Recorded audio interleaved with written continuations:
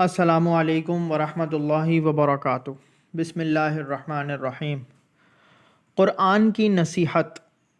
قرآن میں اللہ تعالیٰ فرماتا ہے، تم سب اللہ کی عبادت کرو،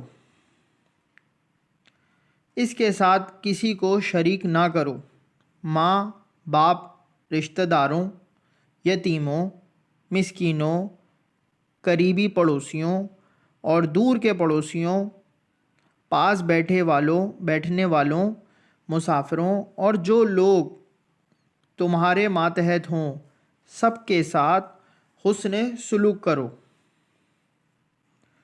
حوالہ سورہ نساء آیت نمبر 36۔ اللہ تعالی ہم سب کو بھی توفیق عطا فرمائے، ہم سب کا خاتمہ ایمان پہ فرمائے۔ چینل کو سبسکرائب کیجئے، لائک کیجئے، شیئر کیجئے۔ جزاک اللہ خیرہ۔